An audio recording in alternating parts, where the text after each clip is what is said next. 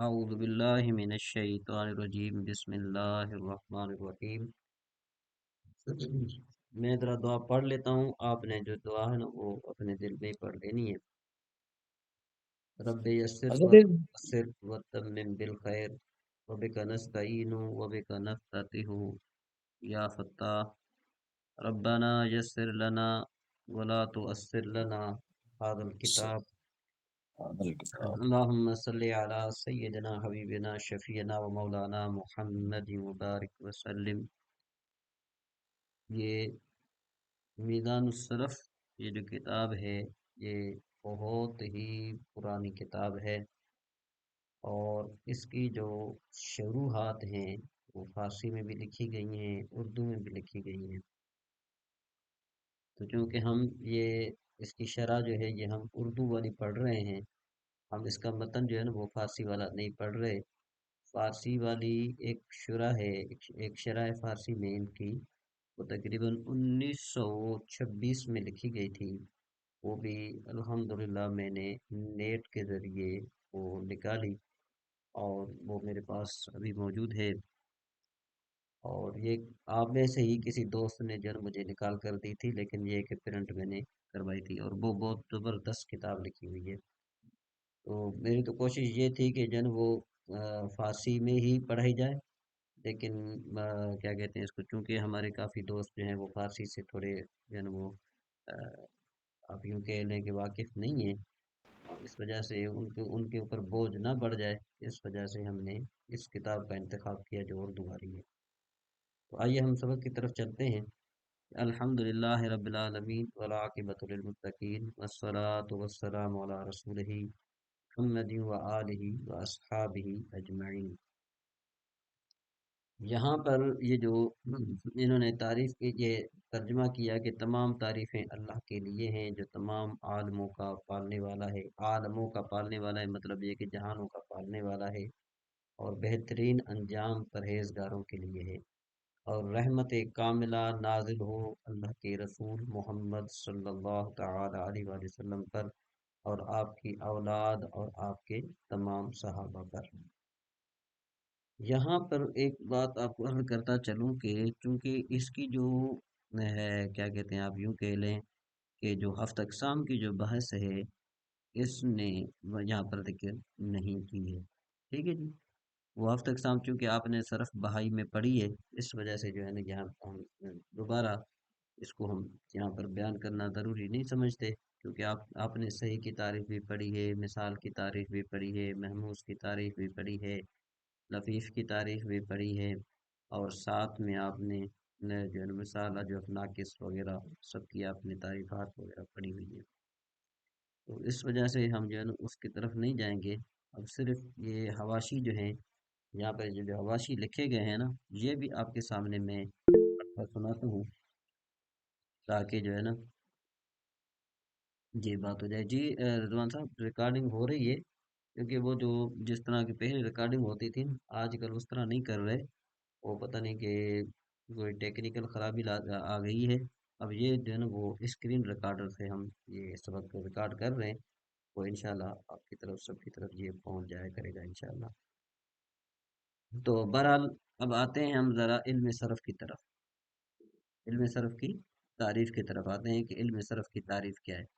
کہتے ہیں وہ علم صرف وہ علم ہے کہ جس سے سیغوں کی پہچان، جس سے سیغوں کی شناخت، الفاظ کی مختلف شکلیں بنانے الفاظ کی مختلف شکلیں بنانے اور ان میں تغیر کرنے کا طریقہ، اور ایک کلمے سے دوسرا کلمہ بنانے کا قاعدہ معلوم ہے، علم صرف اس کا نام ہے۔ اچھا جی، علم صرف کا موضوع کیا ہے؟ کہتے ہیں کہ افعال متصرفہ اور اسماء متمکنہ غیر جامدہ ہے۔ اصل میں یہاں پر علم صرف کا جو موضوع لکھا گیا ہے اور کتابوں میں لکھا گیا ہے، تو وہاں پر لکھا گیا ہے کہ الکلمۃ والکلام، الکلمۃ من حیث الصیغۃ، الکلمۃ من حیث الصیغۃ، کہ بھئی صیغے کے اعتبار سے، صیغے کے اعتبار سے کلمہ جو ہے نا یہ علم صرف کا موضوع ہے، ٹھیک ہے جی۔ اس کے بعد ہے پھر علم صرف کی غرض و غایت، کہتے ہیں کہ اس علم کی گرد و غایت یہ ہے کہ انسان کلام عرب کے مفردات کو بولنے اور لکھنے میں لفظی غلطی سے محفوظ رہے۔ مدون، مدون کا معنی ہوتا ہے یعنی لکھنے والا یا اس کو تدوین کرنے والا۔ کہتے ہیں مشہور یہ ہے کہ علم صرف کو معاذ ابن مسلم الفرا متوفی 187 ہجری نے وضع کیا، پھر ان کے شاگرد امام علی کسائی متوفی 179 یا 89 نے اس کو ترقی دی۔ اس کے بعد کسائی کے شاگرد ابو زکریا یحییٰ الفرا متوفی 207 نے اس کو باضابطہ مدون کیا۔ اس سے پہلے یہ علم نحو ہی کی ایک شاخ سمجھا جاتا تھا، یعنی علم نحو اور جو ہے نا گویا کہ آپ یوں کہہ لیں کہ علم نحو اور علم صرف جو ہے گویا کہ ایک علم کا نام تھا۔ فائدہ، کہتے ہیں اس میں فائدہ کیا ہے؟ کہتے ہیں جو بات انسان کے منہ سے نکلتی ہے نا اس کو لفظ کہتے ہیں۔ یہ فائدہ بتا رہے ہیں آپ کو کہ جو بات انسان کے منہ سے نکلتی ہے اس کو لفظ کہتے ہیں۔ لفظ کی دو قسمیں ہیں، موضوع اور محمل۔ ٹھیک ہے جی، اب یہ آپ کو بالکل ڈیپ میں لے گئے، بالکل پیچھے لے گئے، ڈیپ ڈیپ میں، کہ بھئی موضوع وہ لفظ ہے جو معنی دار ہو جیسے زید، محمل وہ لفظ ہے جو معنی دار نہ ہو جیسے دیس، زید کا الٹا ہے۔ اس کو آپ یوں بھی کہہ سکتے ہیں روٹی شوٹی، پانی وانی ہے، پانی شانی، یا اس گاڑی واڑی وغیرہ ہم کہتے ہیں نا، بھائی موبائل شوبائل، یا ہم کہتے ہیں کہ گلاس شلاس دیکھو، گلاس شلاس دیکھو ہے جی، گلاس شلاس۔ اب گلاس کا تو معنی ہے، شلاس کا کوئی معنی نہیں ہے۔ لفظ موضوع کی دو قسمیں، مفرد اور مرکب۔ مفرد وہ اکیلا لفظ ہے کہ جو ایک معنی پر دلالت کرے۔ مفرد کو کلمہ بھی کہتے ہیں۔ کلمہ کی تین قسمیں ہیں، اسم، فعل اور حرف۔ اسم، فعل اور حرف کی تعریف بندے کی کتاب، یعنی یہ کہہ رہے ہیں کہ جو انہوں نے لکھا ہے نا ان کے نحوی اردو میں وہاں پر لکھی ہوئی ہے۔ تو ویسے بھی اسم کا معنی کیا ہوتا ہے کہ اسم کی تعریف کیا ہے؟ اسم اس کلمے کو کہتے ہیں کہ جو اپنے معنی پر بذات خود دلالت کرے اور اس کا معنی تین زمانوں میں سے کسی ایک زمانے کے ساتھ ملا ہوا نہ ہو۔ اور فعل کس کو کہتے ہیں کہ بھائی جس کا اس فعل کی تعریف یہ ہے کہ جو اس کلمے کو کہتے ہیں کہ جو ایسے معنی پر دلالت کرے کہ جو ایسے معنی پر دلالت کرے، یا یوں کہو کہ جو اپنے معنی پر بذات خود دلالت کرے اور اس کا معنی تین زمانوں میں سے کسی ایک زمانے کے ساتھ ملا ہوا ہو۔ اور حرف اس کو کہتے ہیں کہ جو اپنے معنی پر بذات خود دلالت ہی نہ کرے۔ پھر اس کے بعد کہتے ہیں کہ فعل کی دو قسمیں، فعل متصرف، فعل غیر متصرف۔ فعل متصرف وہ فعل ہے جس کے مصدر سے ماضی، مضارع اور امر تینوں استعمال ہوتے ہیں، جیسے ضربہ، نصرہ وغیرہ وغیرہ۔ فعل متصرف جس کے مصدر سے ماضی، مضارع اور امر تینوں استعمال ہوتے ہیں، جیسے ضربہ، یضرب، یضرب وغیرہ وغیرہ۔ فعل غیر متصرف وہ فعل ہے کہ جس کے مصدر سے ماضی، مضارع اور امر تینوں استعمال نہ ہوتے ہیں، جیسے عصا، قعد، نعم وغیرہ وغیرہ۔ پھر کہتے ہیں کہ پھر فعل مفعول بہی کو فعل مفعول کو چاہنے اور نہ چاہنے کے اعتبار سے فعل کی دو قسمیں ہیں، فعل لازمی اور فعل متعدی۔ فعل لازم وہ فعل ہے جو صرف فاعل پر پورا ہو جائے اور اسے مفعول بہی کی ضرورت نہ ہو، جیسے ذہابہ، وہ گیا۔ اب یاد رکھیں، آپ نے ایک اور دو سے تین علامات ہیں، ویسے ایک علامت میں آپ کو بتا دیتا ہوں، انشاءاللہ پھر آپ سمجھ جائیں گے۔ اور میں کوشش کر رہا ہوں کہ اس کا ایک نا نوٹس بنا کر میں آپ کی خدمت میں انشاءاللہ بھیج دوں گا کل پرسوں تک۔ وہ میں نے اس کو رف کر لیا ہے، ابھی اس کو مزید جو ہے نا میں نے تھوڑی اس میں تحقیق کر کے فعل لازمی اور فعل متعدی کے بارے میں وہ انشاءاللہ میں گروپ میں سینڈ کر دوں گا۔ تو فعل لازمی کو آپ نے ترجمہ جب آپ نے کرنا ہو نا، فعل ماضی کا آپ ترجمہ کریں، آپ کو پہچان نہ ہو کہ یہ فعل لازمی ہے یا فعل متعدی ہے، اس کا سیدھا سا طریقہ یہ ہے کہ آپ اس کی ماضی میں چلے جائیں۔ تو اگر اس کے ماضی کا معنی آپ نے معنی کیا اور معنی کرنے میں یوں آیا کس طرح کہ بھئی دیکھو، خارجہ مانے وہ نکلا، داخلہ مانے وہ داخل ہوا، جالسہ مانے وہ بیٹھا، اگر وہ پہلے آ جائے، ٹھیک ہے نا جی، اگر وہ پہلے آ جائے یعنی وہ بیٹھا، وہ نکلا، وہ گیا ہے، اس طریقے سے جو ہے نا تو یہ فعل لازمی ہوتا ہے۔ اور یہ فعل لازمی جو ہے یہ مفعول بہی کا تقاضا نہیں کرتا ہوتا، اور یہ مفعول بہی کا بھی تقاضا نہیں کرتا، یعنی یہ صرف فقط فاعل پر پورا ہو جاتا ہے، اس کو فعل لازمی کہتے ہیں۔ اور فعل لازمی کا مجہول نہیں آتا، یہ یاد رکھ لیں، فعل لازمی کا فعل مجہول نہیں آتا، ہاں جب اس کا فعل مجہول لایا جاتا ہے تو اس کو متعدی کر کے لایا جاتا ہے، اور فعل لازمی کو متعدی کرنے کے 5 طریقے ہیں، ٹھیک ہے جی۔ یا تو اس کو آپ باب فعال پر لے جائیں، یا باب تفعیل پر لے جائیں، یا باب مفعلہ پر لے جائیں، یا باب استفعال پر لے جائیں، یا پھر اس کے آخر میں آپ بہی کا ذکر کر دیں تو یہ فعل لازمی جو ہے یہ فعل متعدی بن جاتا ہے، ٹھیک ہے جی۔ اس کے بعد ہم آگے چلتے ہیں، فعل متعدی وہ فعل ہے جو صرف فاعل پر پورا نہ ہو بلکہ اسے مفعول بہی کی بھی ضرورت ہو، جیسے ناصارہ۔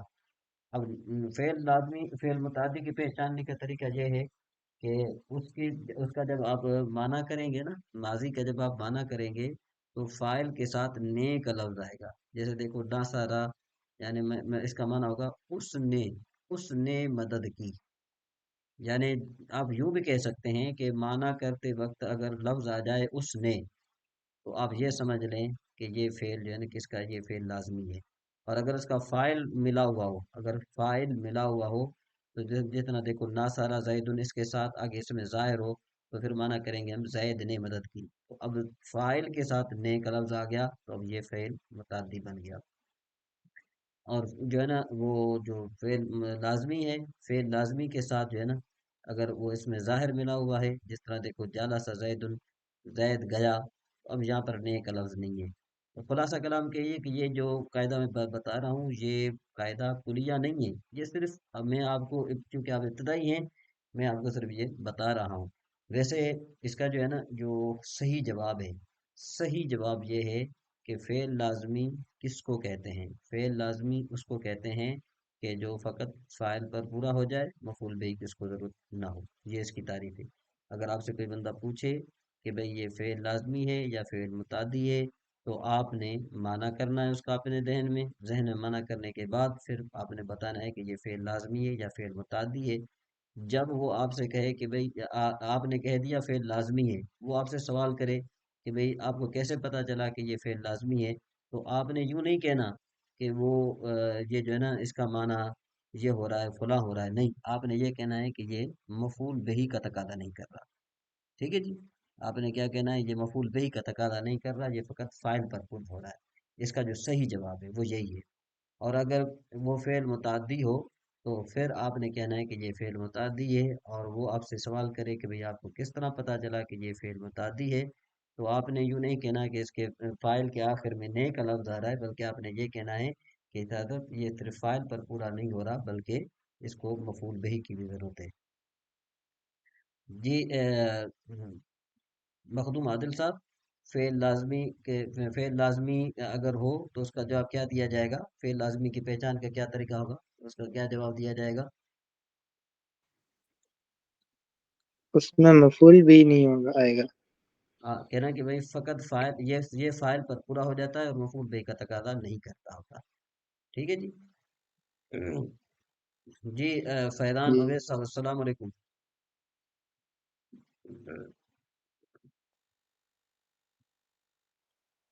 اچھا جی ہم آگے چلتے ہیں ذرا ابھی، یہ آپ نے جب آپ نے پڑھ لیا ابھی، اب یہ کہتے ہیں کہ جان لیجئے کہ اللہ تعالیٰ آپ کو دونوں جہانوں میں نیک وقت بنائے کہ تمام افعال متصرفہ کی 3 قسمیں ہیں، یہ میں نے حواشی میں نے ذکر کر دیا تاکہ کوئی چیز ہم سے مس نہ ہو، ٹھیک ہے۔ 3 قسمیں، ماضی، مستقبل، حال، اور جو افعال متصرفہ ان 3 کے علاوہ ہیں وہ انہی تینوں سے نکلتے ہیں۔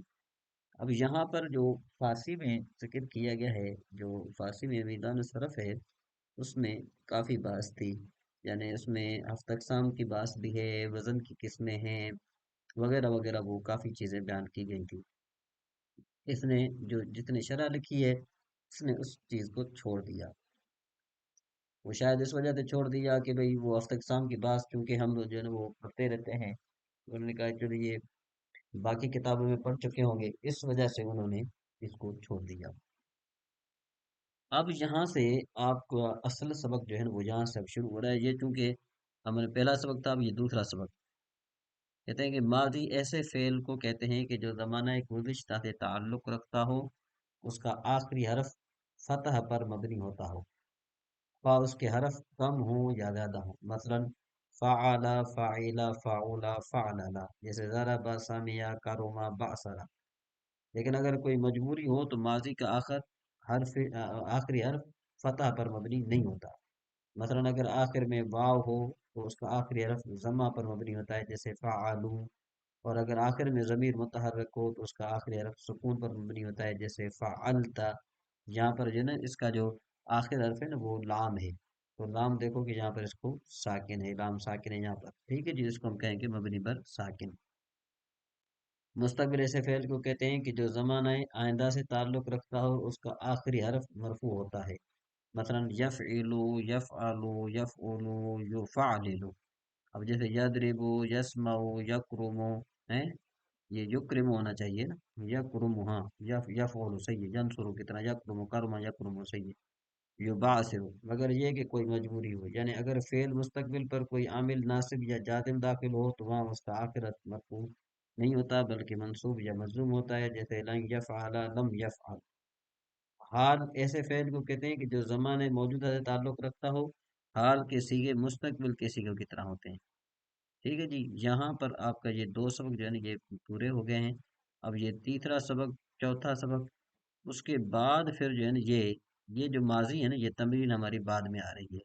یہ چوتھے سبق میں، یہ چوتھے سبق یعنی تیسرے اور چوتھے سبق کے بعد جو ہے نا ہماری تمرین آ رہی ہے. اور میں نے اس لیے ہی اس کتاب کا میں نے چناؤ کیا کہ یہ جو ہے کیا کہتے ہیں اس کو،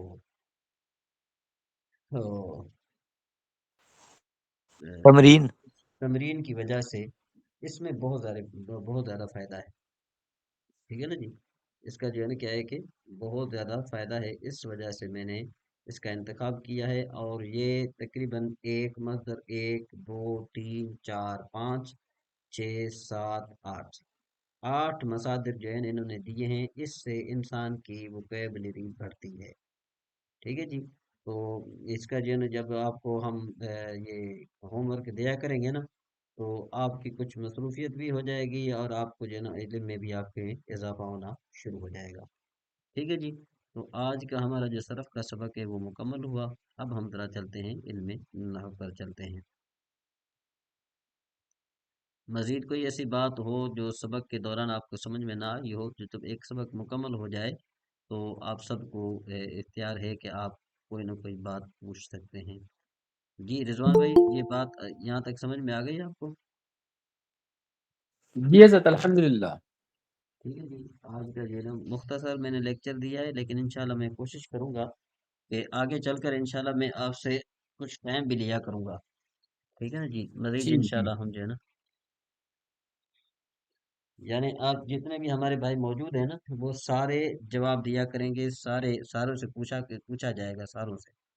ٹھیک ہے نا جی. انشاءاللہ پھر ہمارا فائدہ ہوگا. اچھا جی. اعوذ باللہ من الشیطان الرجیم، بسم اللہ الرحمن الرحیم.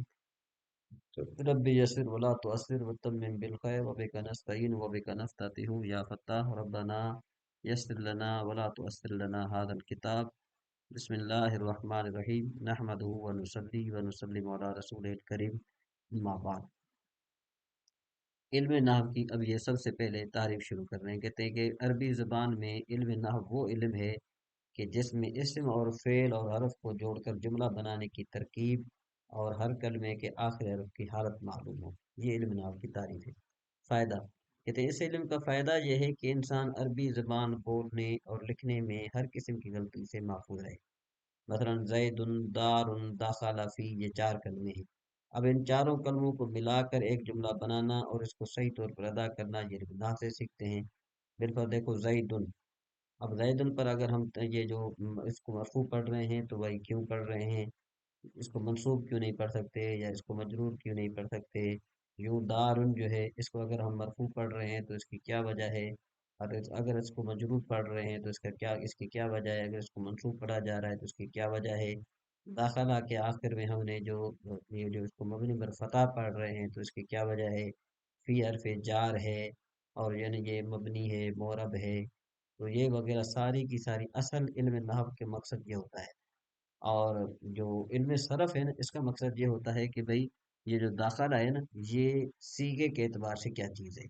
داخلہ جو ہے سیغے کے اعتبار سے کیا چیز ہے. سمجھ میں آئی بات؟ یہ داخلہ جو ہے یہ سیغے کے اعتبار سے کیا چیز ہے، یہ بات ہوتی ہے. اور جو علم نحو میں جو بحث ہوتی ہے کلمے کو، وہاں پر اس کا موضوع بھی کلمہ اور کلام ہے، لیکن اس حیثیت سے کہ یہ معرب یا مبنی ہے، ٹھیک ہے نا جی؟ چلیے دیکھیں، یہاں پر انہوں نے اس علم کا موضوع کیا ہے، اس علم کا موضوع کلمہ اور کلام ہے۔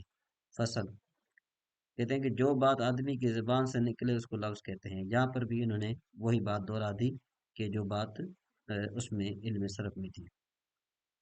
پھر لفظ اگر با معنی ہے تو اس کا نام موضوع ہے، اور اگر بے معنی ہے تو محمل ہے۔ عربی زبان میں لفظ موضوع کی دو قسمیں، مفرد اور مرکب۔ مفرد اس اکیلے لفظ کہتے ہیں کہ جو ایک معنی بتائے، اور اس کو کلمہ بھی کہتے ہیں، ٹھیک ہے جی؟ کلمے کی تین قسمیں، اسم، فعل اور حرف۔ اور میں نے آپ کو اسم کی تعریف بتا دی تھی کہ اسم وہ کلمہ ہے کہ جس معنی بغیر دوسرے کلمے کے ملائے معلوم ہو جائیں، اور اس میں تینوں زمانوں، ماضی، حال، مستقبل میں سے کوئی زمانہ نہ پایا جائے۔ جیسے رجل، علم، مفتاح۔ اسم کی تین قسمیں ہیں۔ اسم کی کتنی قسمیں ہیں؟ تین: جامد، مصدر، مشتق۔ جامد وہ اسم ہے جو نہ خود کسی لفظ سے بنا ہو اور نہ اس سے کوئی اور لفظ بنتا ہو، جیسے رجل فرسن۔ اب یہ رجل سے کوئی اور لفظ نہیں بن سکتا، فرسن سے کوئی اور لفظ نہیں بن سکتا، یعنی یہ مشتق نہیں ہے، نہ تو یہ مشتق ہے نہ مشتق من ہو ہے۔ مشتق کا مطلب یہ ہے کہ بنایا ہوا ہے، یہ بنایا بھی نہیں، اور نہ مشتق من ہو، مطلب اس سے کوئی اور لفظ بھی نہیں بنایا جاتا۔ اب مصدر کہتے ہیں کہ وہ اسم ہے کہ جو خود تو کسی لفظ سے نہیں بنتا مگر اس سے بہت لفظ بنتے ہیں، جیسے نصر۔ اب نصر سے ناصرہ بھی بنا، اب ناصرہ سے پھر یہ سارے بنے، تو مطلب یہ کہ یہ سارے الفاظ کہاں سے بنے؟ نصر سے بنے، یعنی مصدر سے بنے۔ ضرب سے جو ہے ضرب بنا، پھر ضرب سے سارے الفاظ بنے، تو پھر یہ سارے الفاظ ایک لحاظ سے کس سے بنے؟ ضرب المصدر سے بنے۔ اچھا، مشتق وہ اسم ہے کہ جو مصدر سے بنا ہو، جیسے ضرب سے ضارب، نثر سے ناصر۔ فعل کیا ہے؟ کہتے ہیں فعل وہ کلمہ ہے کہ جس کے معنی دوسرے کلمے کے ملائے بغیر معلوم ہو جائیں، اور اس میں کوئی زمانہ بھی پایا جائے، کوئی زمانہ بھی پایا جائے، جیسے ناصرہ جنسرو، ضرب یضرب۔ ناصرہ مانے مارا اس نے، گزرے زمانے میں، تو دیکھو اس میں ماضی پائی جا رہی ہے۔ یضرب کا معنی کیا ہے کہ بھائی مارتا ہے ابھی، یعنی حال میں، یا مارے گا یعنی مستقبل میں، تو دیکھو کہ کوئی نہ کوئی ایک معنی پایا جا رہا ہے۔ اگر تم اس کو مستقبل معنی کریں گے تو اس میں مستقبل والا زمانہ پایا جائے گا، اور اگر ہم نے اس میں اس کا معنی کیا حال والا، تو اس میں حال والا زمانہ پایا جائے گا۔ اس کے بعد پھر کہتے ہیں کہ بھئی فعل کی چار قسمیں ہیں: ماضی، مضارع، امر نہیں۔ ان کی تعریفیں علم صرف میں بیان ہو چکی ہیں، ٹھیک ہے جی؟ اب وہاں وہ کہہ رہے ہیں کہ یہاں بیان ہو چکی ہے، اور وہ یہ کہہ رہے ہیں کہ وہ علم صرف میں بیان ہو چکی ہے۔ بہرحال جو بھی کہنا کیا ہے کہ یہ چونکہ علم صرف کے یہ علم صرف کے ہیں نا، علم صرف ان کی لکھی ہوئی ہے، یہاں پر یہ ان کی تعریفیں ہو چکی ہیں۔ یہ دیکھیں،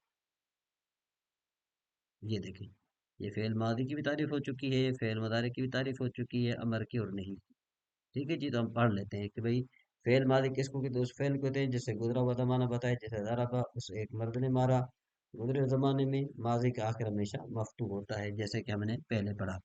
اچھا، فعل مضارع اس فعل کو کہتے ہیں کہ جو آئندہ جو موجودہ یا آئندہ زمانہ بتائے، ٹھیک ہے جی؟ جو موجودہ یا آئندہ زمانہ بتائے، ٹھیک ہے جی؟ تو یہ بھی یہاں پر جو ہے نا یہ موجود ہے۔ اور امر کس کو کہتے ہیں کہ جس میں کسی کام کا حکم دیا جائے، جیسے اضرب مانے مار تو، اور نہیں اس فعل کہتے ہیں جس میں کسی کام سے روکا جائے، جیسے لا تضرب، ٹھیک ہے جی؟ اب ہم ذرا دوبارہ علم نام پر چلتے ہیں، ٹھیک ہے جی؟ اس کے بعد حرف وہ کلمہ ہے کہ جس کے معنی دوسرے کلمے کے ملائے بغیر معلوم نہ ہو، جیسے من، فی، کہ جب تک ان حرفوں کے ساتھ کوئی اسم یا فعل نہیں ملے گا نا، ان سے مستقل معنی حاصل نہیں ہوگا، مستقل معنی حاصل نہیں ہوگا۔ جیسے دیکھو، خرج زید من الدار۔ اب اگر آپ من کو نکال دیں یعنی آپ زید کو بھی نکال دیں، دار کو بھی نکال دیں، تو من کا معنی آتا ہے سے۔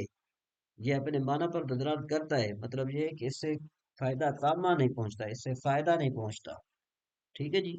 اور اس طریقے سے داخلہ امر فی المسجد ہے کہ امر داخل ہوا مسجد میں۔ تو اب آپ سے میں ایک چھوٹا سا سوال پوچھتا ہوں کہ یہ جو خارجہ ہے، یہ خارجہ جو ہے، یہ فعل لازمی ہے یا فعل متعدی ہے؟ کون بتائے گا آپ میں سے کہ یہ فعل لازمی ہے یا متعدی ہے؟ عابد بھائی؟ جی محی الدین صاحب جی، جی سر، یہ فعل لازمی ہے۔ کیا نشانی ہے اس کی؟ سر نشانی تم मैंने नहीं पढ़ी, लेकिन मुझे इसका सेंस ऐसे लग रहा है कि ये फेल लाजमी है, फेल मुतदी नहीं है, ये बगैर मफूल के भी अपना पूरा बयान दे देगा, हाँ जुमला मुकम्मल हो जाएगा। हाँ, मतलब ये है कि आपने जवाब तो दे दिया। जवाब यही है कि ये मफूल बही का तकादा नहीं कर रहा। ठीक है जी, फाइल पर पूरा हो रहा है जी जी, ठीक है जी, ठीक हो गया। अच्छा जी, मखदूम आदिल साहब सुन रहे हैं?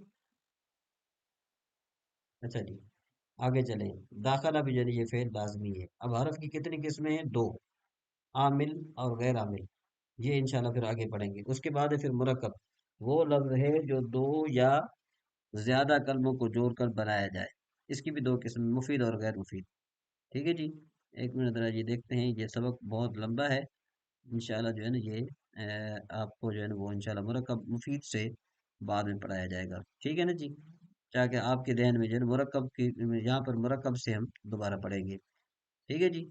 जी बोलिए जी, साजिद रजा साहब, कुछ बात समझ में आ रही? आपने तो पहली जी बार जी आ सुनी। रही है। जी जी आ जी रही माशाल्लाह। मेरे ख्याल में कि इसको हम कंप्लीट कर लें, क्या ख्याल है? क्योंकि ये तो पढ़ी हुई है ना हमारी चीज। हाँ जी जी ठीक है। हजरत कंप्लीट कर लें। हाँ, कहते हैं कि मुरक्कब वो लफ्ज है जो दो या ज्यादा कलमों को जोड़कर बनाया जाए। इसकी दो किस्में, मुफीद और गैर मुफीद। अब मुरक्कब मुफीद क्या है? कहते हैं मुरक्कब मुफीद वो है कि जब कहने वाला बात कह चुके तो सुनने वाले को गुज़िश्ता वाक़े की खबर या किसी बात की तलब मालूम हो सके। जैसे ज़हाब ज़ैदुन, ज़ैद गया, ईत बिल माए, पानी ला। पहली बात से सुनने वाले को ज़ैद के जाने की खबर मालूम हुई, और दूसरी बात से ये मालूम हुआ कि कहने वाला पानी तलब कर रहा है। अब मुरक्कब मुफीद को जुमला और कलाम भी कहते हैं। ठीक है जी। फिर जुमला दो किस्म का होता है, जुमला खबरिया और जुमला इंशाइया। जुमला खबरिया उस जुमले को कहते हैं कि जिसके कहने वाले को सच्चा या झूठा कह सके। और इसकी दो किस्में, जुमला इसमिया और जुमला फेलिया। और जुमला इसमिया उस जुमले को कहते हैं कि जिसका पहला हिस्सा इस्म हो और दूसरा हिस्सा इस्म हो या फेल। जैसे जैदुन आलिमुन और जैदुन आलिमा, इनमें से हर एक जुमला इस्मिया खबरिया है, और इनका पहला हिस्सा मुस्नद इलैह है जिसको मुब्तदा कहते हैं, और दूसरा हिस्सा मुस्नद है जिसको खबर कहते हैं। जुमला इस्मिया खबरिया के मानों में है, हूँ, हो आता है। अच्छा हारिस भाई, आप बताइएगा कि जुमला इसमिया कितने कितने जो है ना क्या है कि जुमला इसमिया का जो पहला हिस्सा होता है उसको क्या कहते हैं? हजरत मुस्नद कहते हैं ना। क्या कहते हैं? पहले हिस्से को मुस्नद इले कहते हैं, दूसरे हिस्से को मुस्नद कहते हैं। हाँ, और जुमला इसमिया में जो मुस्नद इलैह होता है उसको क्या कहा जाता है? उसको मुब्तदा। मुब्तदा। मुब्तदा कहा जाता है। हाँ, ठीक हो गया। अच्छा, जुमला फेलिया क्या है? तो जुमला फेलिया वो है कि भाई उसका पहला हिस्सा फेल और दूसरा हिस्सा फाइल हो। जैसे आलिम ज़ैदुन सामिया बकरुन, इनमें से हर एक जुमला फेलिया है, और उनका पहला हिस्सा क्या है? मुस्नद है जिसको फेल कहते हैं, और दूसरा हिस्सा मुस्नद इलैह है जिसको फाइल कहते हैं। और मुस्नद इलैह वो है जिसकी तरफ किसी इसम या फेल की निस्बत की जाए, और इसको मुब्तदा इसलिए कहते हैं कि इससे जुमले की इब्तिदा होती है। मुस्नद वो वो है कि जिसको दूसरे की तरफ निस्बत करें, और उसको खबर इसलिए कहते हैं कि ये पहले इसम के हाल की खबर देता है। अच्छा, इससे मुस्नद और मुस्नद इलैह दोनों हो सकता है। जैसे जैदुन आलिमुन के इसमें जैद और आलिम दोनों इसम में, और आलिम की निस्बत जैद की तरफ हो रही है, इसलिए जैद मुस्नद इलैह और आलिम मुस्नद हुआ। अच्छा, फेल क्या है? मुस्नद होता है, मुस्नद इलैह नहीं हो सकता। जैसे जैदुन आलिमुन और आलिम जैदुन, इन दोनों जुमलों में आलिमा की निस्बत जैद की तरफ हो रही है, इसलिए आलिमा मुस्नद हुआ और जैद मुस्नद इलैह। अच्छा, हरफ न मुस्नद होता है न मुस्नद इलैह। अब सबसे बड़ी बात आ गई इसकी तरकीब।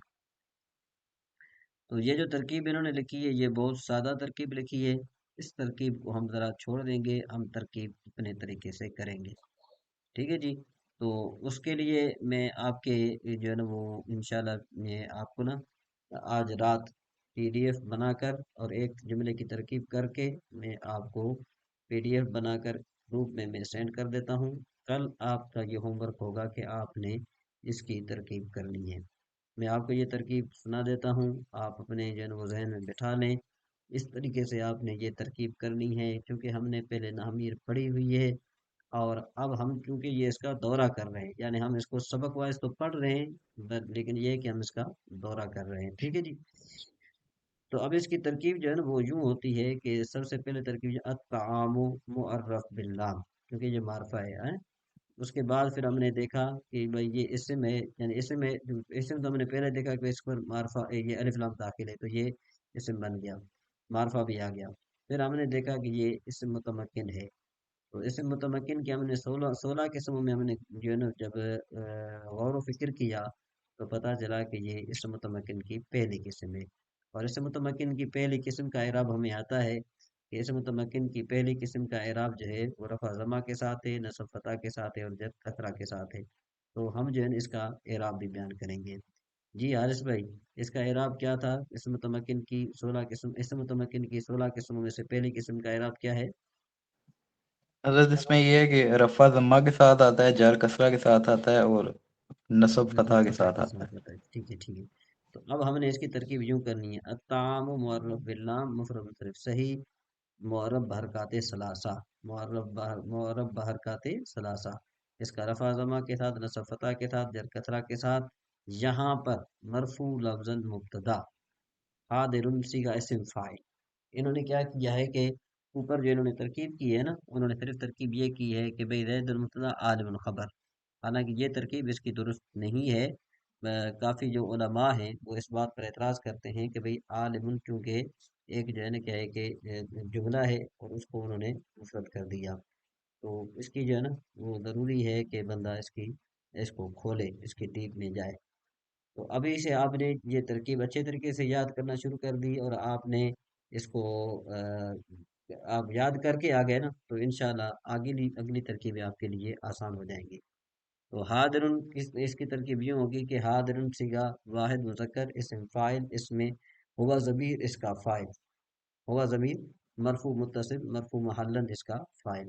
اور ضمائر کے بارے میں نے ایک جو ہے نا وہ نوٹس تیار کیا ہے، وہ میں نے کل شاید گروپ میں نے سینڈ کر دیا تھا، کہ آپ میں سے کسی نے دیکھا ہو، اور اگر نہیں دیکھا تو وہ میرے پاس پڑا ہوا ہے۔ آپ جو ہے نا وہ پرسنل نمبر میں مجھے رابطہ کر سکتے ہیں، وہ آپ مجھ سے حاصل کر سکتے ہیں۔ اور یہ بات آپ یاد رکھیں کہ جو بھی ہم قاعدہ پڑھیں گے نا، کوشش میں کروں گا کہ وہ اس کا میں پی ڈی ایف بنا کر میں گروپ میں سینڈ کرتا رہوں گا، اور اگر کسی کو گروپ میں نہ ملے تو وہ مجھ سے رابطہ کر سکتا ہے۔ تو حاضرن صیغہ واحد مذکر اسم فاعل، اس میں ہوا ضمیر مرفوع متصل مرفوع محلن فاعل برائے اس میں فاعل با فاعل خود شبہ جملہ اسمیہ، اس میں فاعل با فاعل خود شبہ جملہ اسمیہ، مرفوع لفظاً خبر برائے مبتدا اپنی خبر سے مل کر جملہ اسمیہ خبریہ ہو گیا۔ تو یہ آپ ریکارڈنگ دوبارہ سنیے گا، یہ اس کی ترکیب جو ہے وہ میں نے جس طرح کی ہے، آگے کل آپ سے الماء بارد الانسان حاکم کی ترکیب آپ سے سنی جائے گی، الماء بارد اور الانسان حاکم کی ترکیب آپ سے سنی جائے گی، ٹھیک ہے جی۔ اس کے بعد ہے پھر جالس زید، اس کی ترکیب میں کر دیتا ہوں۔ ذہب امر کی بھی وہی ترکیب ہوگی، شاربت ہند کی بھی وہی ترکیب ہوگی، اکل خالد کی بھی وہی ترکیب ہوگی، اور نصر بکر کی بھی وہی ترکیب ہوگی۔ یہ آپ نے یاد کرنا ہے، اور اگر آپ ریکارڈنگ دوبارہ سنیں گے تو آپ کو سمجھ میں آ جائے گی، اور اگر اللہ نے چاہا تو انشاءاللہ میں آج رات فور سبق کے بعد یہ آپ کا میں کام کر دوں گا، اور اس کی پی ڈی ایف بنا کر میں آپ کو سینڈ کر دوں گا گروپ میں۔ تو جالسہ صیغہ واحد مذکر غائب فعل ماضی معروف از مبنیات اصلیہ، از مبنیات اصلیہ، چونکہ یہ مبنیات اصلیہ میں سے ہے، یہ مبنی بر فتح، مبنی بر فتح۔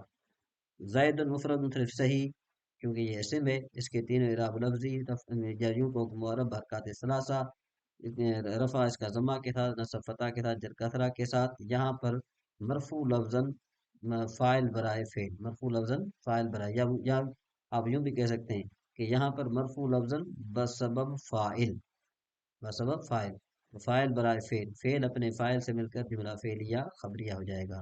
یوں ذہب امر کی بھی ترکیب وہی ہے، شاربت ہند کی بھی ترکیب وہی ہے، اکل خالد کی بھی ترکیب وہی ہے، نصر بکر کی بھی ترکیب وہی ہے، ٹھیک ہے جی۔ یہ آج آپ کا سبق پورا ہوا، آپ کے سبق ایک جو ہے علم النحو ہو گیا، دوسرا آپ کا علم الصرف ہو گیا، ٹھیک ہے جی۔ اب یہ دو سبق آپ کے ہو چکے ہیں، مزید ان دو اسباق کے بارے میں آپ کوئی کچھ کہنا چاہتے ہوں تو آپ کہہ سکتے ہیں۔ جی ہمارے رضوان بھائی، السلام علیکم۔ جی حضرت وعلیکم السلام. اس میں مزید کوئی آپ ایسی بات جو ہے نا آپ کو سمجھ میں نہ آئی ہو، یا پھر کوئی مطلب یہ کہ آپ کو کوئی وہ کیا کہتے ہیں اس کو پریشانی کا سامنا ہو، وہ آپ بتا سکتے ہیں۔ نہیں حضرت ابھی تو یہ ابتدائی ہے اور جو آپ نے پڑھایا ہوا ہے وہی سب پڑھائے ہیں، تو اس میں جی کوئی ایسی پریشانی تو نہیں حضرت. کوشش یہ ہم کریں گے کہ جیسے جو آپ حضرت پی ڈی ایف بھیجیں اس میں کلاس نمبر ڈال دیا کریں تو ہم لوگ کو ڈھونڈنے میں دشواری نہیں ہوگی. انشاءاللہ میں بھیج دوں گا۔ اچھا جی، اب جی. اور یہاں پر جی جی جی جی بولیے۔ وہ جو حضرت جو آپ بتا رہے تھے بھیجا ہوا ہے وہ ذرا ایک بار گروپ میں دوبارہ سینڈ کر دیں گے تو زیادہ صحیح رہے گا، سب کو مل جائے گی. میں سینڈ کر دیتا ہوں، میں آپ کو سینڈ کر دیتا ہوں۔ اچھا جی، اب ٹھیک ہے سر. یہاں پر اب یہ جو ہم نے یہ جو کوشش کر رہے ہیں کہ اب ہم نے کیا کرنا ہے کہ یہ کتابن ہے، ٹھیک ہے جی، کتابن ہے نا، تو اس کا ہم نے کیا کرنا ہے، زمانہ تو ہمیں پتہ ہے، اب ہم نے یہ دیکھنا ہے کہ یہ اسم ہے یا فعل ہے یا حرف ہے۔ تو ہم نے دیکھا کہ بھئی یہ اسم ہے کیونکہ اس کے آخر میں تنوین ہے۔ پھر ہم نے دیکھنا ہے کہ بھئی یہ معرفہ ہے کہ نکرہ ہے۔ تو اس کی آپ جو ہے نا ایک بات سمجھ لیں، یہ قاعدہ اپنے ذہن میں بٹھا لیں کہ معرفہ اور نکرہ کے پہچان کیا ہے۔ معرفہ اور نکرہ کی پہچان یہ ہے کہ بھئی ایک ہوتا ہے اسم علم اور ایک ہوتا ہے اسم جنس۔ ایک کیا ہوتا ہے، اسم علم ہوتا ہے، اور دوسرا کیا ہوتا ہے، اسم جنس ہوتا ہے، ٹھیک ہے جی۔ ایک ہوتا ہے اسم علم اور دوسرا کیا ہوتا ہے، اسم جنس ہوتا ہے۔ تو جو اسم علم ہے نا، جس طرح دیکھو زید، بکر وغیرہ وغیرہ، یہ معرفہ ہوتے ہیں، اور جو اس میں جنس ہوتا ہے نا، جو اس میں جنس ہوتا ہے وہ نکرہ ہوتا ہے اگر اس پر الف لام داخل نہ ہو۔ تو اب دیکھو کتاب، یہ اس میں جنس ہے، کتاب تو دنیا کی ساری جتنی کتابیں ہیں نا، یہ اس کو شامل ہے۔ کتاب سے مراد جو ہے نا کیا ہے کہ کتاب سے یہ مخدوم عدل صاحب، کتاب تو منع کوئی بھی کتاب ہو نا، ٹھیک ہے نا، یہ اس میں جنس ہے۔ اور قلم، یہ بھی اس میں جنس ہے۔ کرسی، یہ بھی اس میں جنس ہے۔ بابن، یہ بھی اس میں جنس ہے۔ قراستن، کاپی، یہ بھی اس میں جنس ہے۔ بقرتن بھی اس میں جنس ہے۔ شجرتن بھی اس میں جنس ہے۔ سورتن بھی اس میں جنس ہے۔ دواتن بھی اس میں جنس ہے۔ رجلن بھی اس میں جنس ہے۔ تو اب یہ سارے اس میں جنس ہیں، سارے کیا ہیں، اس میں جنس ہیں، اور اس میں جنس اگر الف لام سے خالی ہو تو وہ نکرہ ہوتا ہے۔ تو اب کتابن کے شروع میں اگر آپ الف لام داخل کریں گے تو معرفہ بن جائے گا۔ قلم کے شروع میں آپ الف لام داخل کریں گے تو معرفہ بن جائے گا۔ کرسی کے شروع میں الف لام داخل کریں گے تو معرفہ بن جائے گا۔ بابن کے شروع میں الف لام داخل کریں گے تو یہ معرفہ بن جائے گا۔ یوں جو ہے نا قراستن کے شروع میں آپ الف لام داخل کریں گے تو معرفہ بن جائے گا۔ الی ھذا القیاس، یہ سارا راجلن تک، ٹھیک ہے جی۔ تو اس کے بعد پھر یہ جو کتابان ہے، یہ کتابان ہے جو ہے نا، یہ بھی نکرہ ہے۔ کیوں نکرہ ہے؟ اس لیے کہ میں نے آپ کو بتایا کہ یہ اس میں جنس ہے، دو کتابیں۔ اب دو کتابیں، میں کہوں دو کتابیں، میں آپ کو کہوں بالفرض کہ بھئی میرے کمرے سے دو کتابیں لے آؤ، تو آپ نے کیا کرنا ہے کہ آپ کے سامنے جو کتابیں ہوں گی آپ اس کو لے کر آئیں گے نا۔ کہ حضرت آپ نے تو کہا تھا کہ دو کتابیں لے آؤ، میں دو کتابیں لے آ جاؤں۔ میں آپ کو کہوں نہیں جی فلاں کتابیں لینی تھی، تو آپ نے یہ کہنا کہ سر جی آپ نے تو کتابوں کا نام نہیں لیا، آپ نے مطلق دو کتابیں مجھ سے مانگی۔ تو دیکھو کہ یہ نکرہ ہے نا، کتابیں یہ سب کو شامل ہے۔ تو اس وجہ سے یہ کتابان، قلمان، کرسیان، کراستان، بقرتان، سورتان، دواتان، رجلان، یہ سارے کے سارے اس میں جنس ہیں اور یہ نکرہ ہے۔ جب اس کے شروع میں ہم الف لام داخل کریں گے تو الکتابان بن جائے گا، جب قلمان شروع القلمان بن جائے گا۔ کرسیان کے شروع میں ہم الف داخل کریں گے، الف لام بنیں گے، جو الکرسیان بن جائے گا، اور پھر یہ معرفہ بن جائے گا۔ اچھا جی، اور جب یہ اس میں نکرہ ہے، اب ہم نے دیکھا کہ یہ اسم متمکن ہے، اور اس متمکن کے ہم نے 16 قسموں میں غور کیا تو ہمیں پتہ چلا کہ یہ مفرد منصرف صحیح ہے، تو ہم نے اس کا مفرد منصرف صحیح کا، اور یہ اس کے تینوں اعراب لفظی ہو جائیں گے۔ اور یہ کرسیون جو ہے نا، یہ غیر جمع، یہ کیا ہے، یہ مفرد منصرف جار مجرا صحیح ہے، مفرد منصرف جار مجرا صحیح ہے، ٹھیک ہے جی۔ تو اس کا بھی وہی اعراب ہے جو مفرد منصرف صحیح والا ہے۔ اس کے بعد یہ تمرین ہے، یہ آپ کی تمرین ہے۔ آپ نے جو ہے نا یہ آج کا سبق، آج آپ نے کیا پڑھا جی رضوان بھائی؟ آج آپ نے کیا پڑھا کہ بھئی اس میں علم ادب میں آپ نے کیا پڑھا؟ جی حضرت. معرفہ اور نکرہ کی آپ نے پہچان پڑھی، ٹھیک ہے جی۔ جی حضرت. جی پہلے ہاں معرفہ نکرہ کی پہچان پڑی سر. ہاں، تو معرفہ اور نکرہ کی جو آپ نے پہچان پڑھی، تو آپ کو کس طرح پتا چلے گا کہ بھئی یہ معرفہ ہے یا نکرہ ہے؟ حضرت وہ جو علم ہوں گے تو وہ تو ہاں معرفہ ہوں گے، ہاں وہ تو بالذات ہی معرفہ ہوں گے، جی اور جی جو اس میں جنس ہوں گے ہاں وہ اگر الف لام ہوگا اس میں تو وہ معرفہ ہوں گے، اور اگر الف لام نہیں ہوگا تو وہ سب نکرہ ہوں گے۔ ہاں ہاں، تو اب یہ کتاب ان کیا اس میں جنس ہے، اس وجہ سے یہ نکرا ہے۔ قلم یہ ان بھی نکرہ ہے، اس جی میں جنس ہے، یہ نکرا ہے۔ کرسی ان بھی کیا ہے اس میں جنس ہے، یہ نکرا ہے، ٹھیک ہے جی۔ باب ان بھی کیا ہے اس میں جنس ہے، یہ نکرا ہے، ٹھیک ہو گیا جی۔ تو یوں جو جی ہے نا جی یہ آپ کے یہ مندرجہ ذیل کلمات سے تثنیہ بنائیں، آپ نے اس کے تثنیہ بھی بنانا ہے، اور پھر میں آپ سے یہ پوچھوں گا کہ تثنیہ کا اعراب کیا ہے۔ تثنیہ کا اعراب آپ نے دیکھ کر آنا ہے، آپ کا یہ ہوم ورک ہے کہ تثنیہ کا اعراب آپ نے کیا کرنا ہے، دیکھ کے آنا ہے۔ دیکھ کر آنا ہے، ٹھیک ہے جی۔ کتاب آنے، جی یہ کتاب آنے سے آپ نے مفرد بنانا ہے، کرسی آنے کو آپ نے مفرد بنانا ہے، پھر درج دل کلمات کا عربی میں آپ نے ترجمہ کرنا ہے، یعنی یہ آج ہمارا سبق یہ ہے۔ پھر اس کے بعد پھر مسلمون مسلمون وغیرہ یہ ہم جو ہے نا یہ انشاءاللہ چلیں گے، قلم خالدن۔ پھر ہماری ترکیب جو ہے نا یہاں سے شروع ہو جائے گی، یہاں سے ہماری ترکیب باقاعدگی سے شروع ہو جائے گی، یہ یہاں سے ضمائر کی پہچان بھی آپ کو ہو جائے گی، اور اس کے بعد اس کی آپ کی ترکیب جو ہے نا وہ باقاعدگی سے شروع ہوگی، اور یہ ہم سارا جو ہے نا یہ ہم ترکیب کے ساتھ پڑھیں گے۔ یہ سمجھ میں آ رہی ہے بات جی جی جی رضوان بھائی؟ حضرت، جی ہاں، جی یہ حضرت سارا بالکل، یہ سارا ہم کس کے ساتھ پڑھیں گے، ترکیب کے ساتھ پڑھیں گے، طریقے تو کے ساتھ، انشاءاللہ جی یہ حضرت چھوٹے بہت بہتر چھوٹے ہو جائے گا۔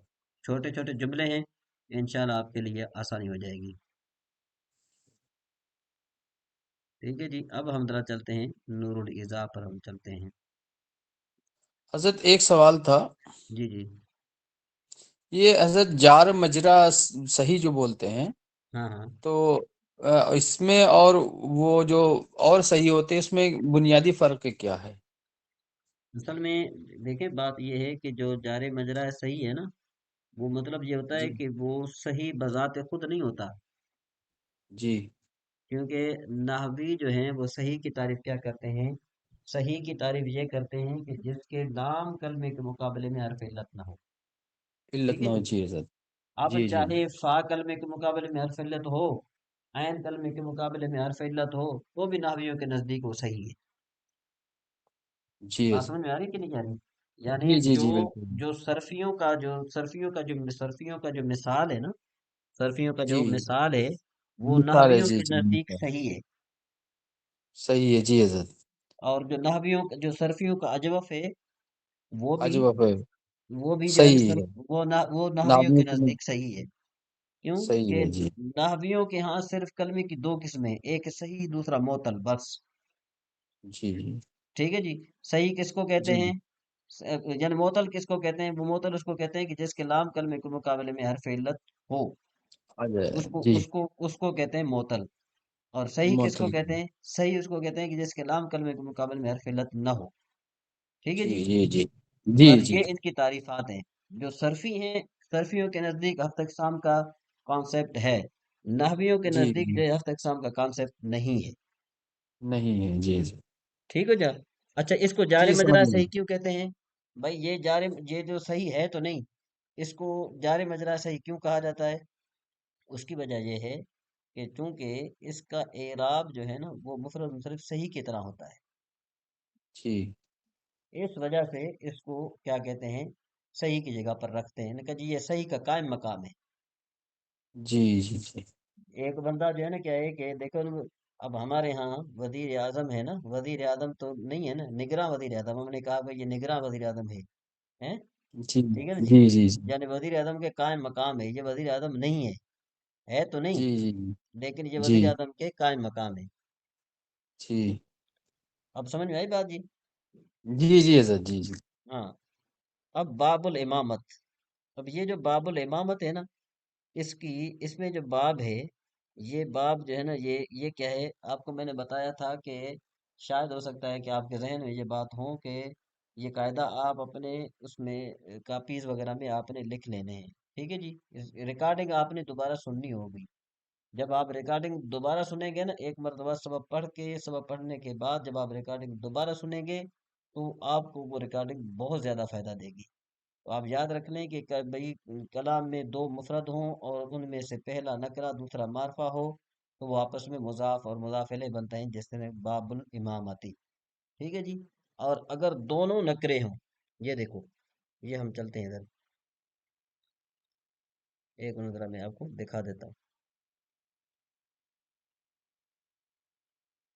دیکھو یہ دونوں نکرے ہیں، یہ دیکھو ولد مجتہد، ٹھیک ہے جی، یہ دونوں نکرے ہیں، تو پہلا بھی نکرہ دوسرا بھی نکرہ، تو یہ آپس میں موصوف صفت بنیں گے۔ دیکھو والد الموصوف مجتہد صفت، دونوں نکرے ہیں، دونوں موصوف بن گئے۔ اچھا اگر دونوں معرفے ہوں تو پھر یہ آپس میں کیا بنیں گے؟ یہ آپس میں موصوف صفت بنیں گے، یعنی دونوں نکرے ہوں تو بھی موصوف صفت، اور اگر ایک موصوف دونوں نکرے تو بھی موصوف صفت، اور اگر دونوں معرفیں تو بھی موصوف صفت بنیں گے، لیکن شرط یہ ہے کہ وہ فائدہ کاملہ نہ دے، وہ فائدہ کاملہ نہ دے، اگر فائدہ کاملہ دیں گے نا تو پھر وہ مبتدا خبر بن جائیں گے۔ جس طرح دیکھو محمد النبی جنا، اردو نبی کریم صلی اللہ تعالیٰ علیہ وآلہ وسلم ہمارے نبی ہیں۔ اب دیکھو محمد بھی معرفہ ہے، نبینا بھی معرفہ ہے، تو دیکھو یہ دونوں جن فائدہ کاملہ دے رہے ہیں، اس وجہ سے یہ دونوں کیا بن جائیں گے؟ آپس میں مبتدا خبر بنیں گے۔ اور اگر فائدہ کاملہ نہ دیں، جس طرح دیکھو یہ ہے، ہم اس کو ہی ہم بنا دیتے ہیں، دیکھو الولد الولد المجتہد، الولد المجتہد، اب الولد المجتہد ہم نے بنا دیا، تو اب یہ دونوں صفت موصوف صفت بن جائیں گے، اور یہ دونوں آپس میں معرفے ہوں گے۔ اور اگر پہلا معرفہ دوسرا نکرہ ہو تو یہ آپس میں مبتدا اور خبر بنتے ہیں۔ اس کی مثال دیتے ہیں، جیسے دیکھو الماء باردن، یہ دیکھو الماء باردن، پہلا معرفہ دوسرا نکرہ ہے، تو یہ معرفہ مبتدا بن جائے گا اور نکرہ اس کی خبر بن جائے گی۔ جی سمجھ میں آئی بات جی؟ اب ہم ذرا چلتے ہیں، دیکھو تو اب باب الامامت میں جو باب ہے یہ نکرہ ہے، اور امامت جو ہے معرفہ ہے، ہم نے کہا تھا پہلا نکرہ دوسرا معرفہ تو آپس میں مضاف مضاف الیہ بنتے ہیں، تو ہم اس کا معنی کیا کریں گے؟ باب الامامت معنی امامت کا باب، ٹھیک ہے جی۔ اور اس کی ترکیب کے 3 طریقے ہیں، آپ 2 طریقے سمجھ لیں۔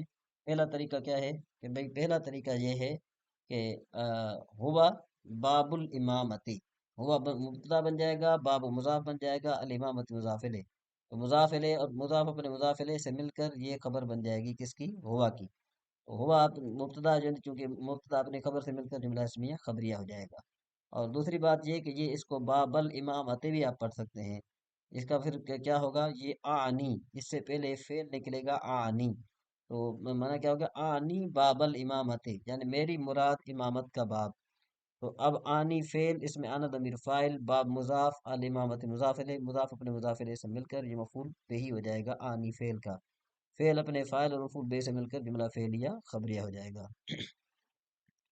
تو اب آگے چلتے ہیں ہم ذرا کہ بھئی یہ امامت کا باب ہے، یعنی یوں سمجھو کہ یہ امامت کا باب ہے، یا افضل من من الاذان، کہ بھئی یہ آذان سے جو ہے نا کیا ہے کہ افضل ہے، یعنی امامت، والصلاۃ بالجماعت، اور نماز جماعت کے ساتھ، سنت للرجال الاحرار بلا عذر، کہ بھئی یہ جو جماعت ہے نا، نماز جو جماعت کے ساتھ ہے، یہ سنت ہے آزاد مردوں کے لیے بلا عذر، یعنی جماعت میں جانے کے لیے اس کو کوئی عذر درپیش نہ ہو، ٹھیک ہے جی، عذر پیش جو ہے نا کہ ایک عذر درپیش نہ ہو، اگر عذر درپیش ہے تو پھر جو ہے نا کیا ہے کہ اس میں اگر وہ جماعت اس کی رہ گئی تو پھر کوئی حرج نہیں ہے۔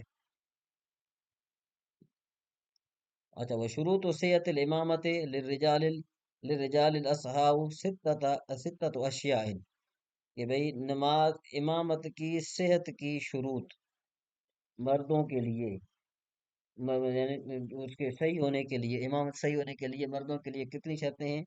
یعنی 6 شرطیں ہیں۔ نمبر 1 اسلام، مسلمان ہو، نمبر 2 بالغ ہو، نمبر 3 عاقل ہو، ٹھیک ہے جی، اور نمبر 4 مرد مذکر ہو، ٹھیک ہے جی، مذکر ہو، عورت جو ہے نا وہ امامت نہیں کرا سکتی، والقراءۃ، اور جو ہے نا کیا ہے کہ قاری، والسلامۃ من الاعذار، اور وہ کیا ہے کہ آزار سے، یعنی اس میں کوئی عذر نہ ہو، عذر کا مطلب یہ ہم معذور نہ ہو، معذور ہم کس کو کہتے ہیں؟ بظاہر تو معذور اس کو کہتے ہیں نا کہ جس کے ہاتھ نہ ہو، جس کے پاؤں نہ ہو، ہم اس کو معذور کہتے ہیں، لیکن معذور یہ نہیں ہے، معذور کیا ہے؟ جس طرح رعاف، رعاف کا مطلب ہے کہ نقصیر کا جاری ہونا، اس کو معذور کہتے ہیں، یعنی اس کی نقصیر رکتی نہ ہو، یا پھر سلسل بول کی اس کو بیماری ہو۔ سلسل بول کا مطلب کیا ہوتا ہے؟ سلسل بول کا مطلب یہ ہوتا ہے کہ انسان کے قطرے آتے رہیں اور وہ بندی نہ ہو، تو اس کو کہتے ہیں معذور کہتے ہیں۔ والفعفاتو، اور ایسا آدمی کہ جو فا زیادہ نکالتا ہو۔ وتتمت تم تم تم تم تم، یعنی اس کو مطلب یہ ہے کہ جو تا زیادہ نکالتا ہو۔ واللسو، اور جو ہے نا کیا ہے کہ جو را زیادہ نکالتا ہو۔ وفقد شرط، اور جو ہے نا شرط کا نہ پایا جانا، شرط کا نہ پایا جانا، یعنی جس طرح طہارت نہ ہو، وستر عورت، اور اس کی شرم گاہ ڈھانپی ہوئی نہ ہو۔ وہ شروع تو صحت الاقتداء، اقتداء کے صحیح ہونے کی شرطیں، اربعۃ عشرہ شیئن، 14 چیزیں جو ہے نا وہ اس کی اقتداء شرطیں ہیں، یعنی ایک امامت کے صحیح ہونے کی جو شرطیں ہیں نا، اقتداء کے صحیح ہونے کی شرطیں کتنی ہیں؟ وہ 14 ہیں۔ نمبر 1، نیت المقتدی المطابق مقارنۃ لتحریمتہ، کہ بھئی مقتدی کی نیت کرنا المطابعت، یعنی جو ملی ہوئی ہو، نیت المقتدی، اب یہ بن جائے گا صرف یہ موضوع مضاف الیہ بن کر موصوف، المطابعت کیا ہو جائے گی؟ اس کی صفت بن جائے گی۔ تو اب عبارت کس طرح پڑھے گی؟ نیت المقتدی المطابعت، کہ بھئی مقتدی کی نیت کرنا اس طرح کہ وہ ملی ہوئی ہو، یعنی امام کے فوراً بعد، مقارنۃ لتحریم ہی تحریمت ہی، امام کی تحریمہ کے ساتھ جو ہے اس کی ملی ہوئی ہو۔ تو پہلی جو شرط ہے رضوان صاحب، وہ کون سی ہے؟ کہ بھئی مقتدی کی تحریم کس کے ساتھ ملی ہو؟ امام کے ساتھ ملی ہو۔